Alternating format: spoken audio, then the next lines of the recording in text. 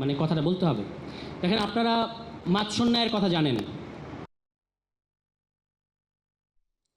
বাংলাদেশে আমরা এই মুহূর্তে যেটা দেখতে পাচ্ছি, এটা হচ্ছে সংসদীয় স্বৈরতন্ত্র, যেখানে ছোট রায় বড় রায়কে গিলে খেয়ে ফেলতে চাচ্ছে। 51% রায় তারা পেয়েছে সংসদে, সেটা দিয়ে তারা বলছে যে এটা 70%-এর চেয়ে বড় রায়। এবং এই 51% রায় কিসের রায় বাংলাদেশের জনগণ তাদেরকে দিয়েছে, এটা আমাদের খুব পরিষ্কারভাবে তাদেরকে বলতে হবে। তারা আমাদেরকে সংসদে সুযোগ পেয়ে 30 মিনিট 20 মিনিট সুযোগ পেয়ে জনগণের পয়সা খরচ করে একেবারে ভুলভাল এবং বিভ্রান্তিকর বক্তব্য দিচ্ছেন সংসদে থেকে। বাংলাদেশের জনগণ তাদেরকে আইন প্রণয়ন করার ম্যান্ডেট দিয়েছে, অন্য কিছু নয়।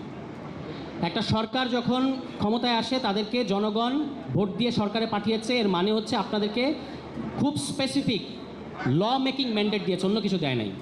তারা বলছে যে এটা দিয়ে তারা বাংলাদেশের সমস্ত কিছু সিদ্ধান্ত নেবে।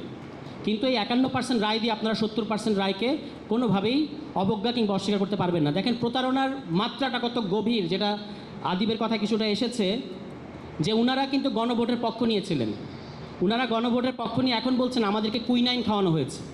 আপনারা শুনেছেন সংসদে এই কথা জনাব সালাউদ্দিন আহমদ বলেছেন।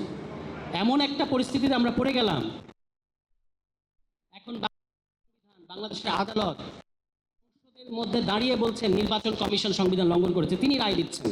বাংলাদেশে এখন একজন ব্যক্তি মহামান্য আদালত হয়ে গেছে, তিনি হচ্ছেন সালাউদ্দিন আহমদ, বাংলাদেশের স্বরাষ্ট্রমন্ত্রী। 30 মিনিট তিনি কথা বলেছেন। ওই দিন আমি আরেকটা আলোচনা বলেছি, বাংলাদেশে একটা ইতিহাস সৃষ্টি হয়েছে ওই দিন, কালো ইতিহাস, যে স্বরাষ্ট্রমন্ত্রী 30 মিনিট কথা বলেছেন, অন্যদিকে প্রধানমন্ত্রী নির্বাক চলচ্চিত্র ছিলেন।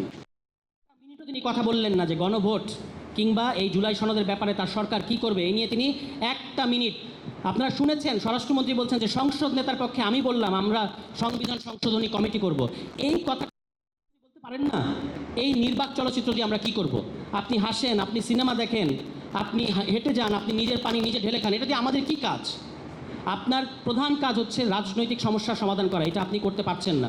এবং এখানে আপনাকে একটা প্রশ্ন করা হয়েছে ওই ফ্যামিলি কার্ড নিয়ে, 3 মিনিট কথা বলেছেন, 3 বার আপনাকে শিখিয়ে দিয়েছে, 3 বার আপনি ঢোক গিলেছেন, এটা বাংলাদেশের জনগণ খেয়াল করেছে।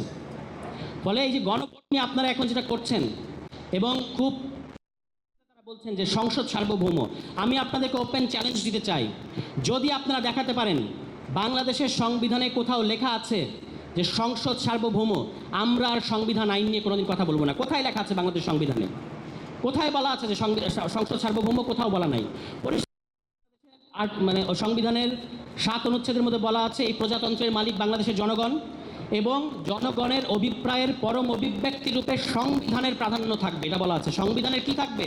প্রাধান্য। অর্থাৎ সংবিধান নিজেও বলছে না যে আমি সুপ্রিম সভরেন, সংবিধান নিজেকে নিজেকে সভরেন বলছেন না। সংবিধান বলছে আমি সুপ্রিম যতক্ষণ আমি জনগণের অভিপ্রায়ের সাথে আছি। তাহলে এবং সংসদের বেলায় কি বলা আছে অনুচ্ছেদ 65-তে? আপনারা তো কথায় কথায় আমাদেরকে সংবিধান দেখান। অনুচ্ছেদ 65-তে বলা আছে এই সংবিধানের বিধানাবলীর সাপেক্ষে সংসদ আইন প্রণয়ন করবে। বিরুদ্ধে যায়, সংবিধানের স্পিরিটের বিরুদ্ধে যায় এমন কোনো সাংঘর্ষিক আইন আপনারা করতে পারবেন না। যদি করে ফেলেন তাহলে সেই আইন বাতিল হবে, অতীতে বাতিল হয়েছে। তাহলে কিভাবে সংসদ সার্বভৌম হয়? আপনি আমাদেরকে আইন শেখান। একজন আলোচক বলেছেন যে বাংলাদেশে এখন সাধারণ জনগণের আইন এবং সংবিধান নিয়ে দুর্দান্ত রকমের আগ্রহ এবং গভীর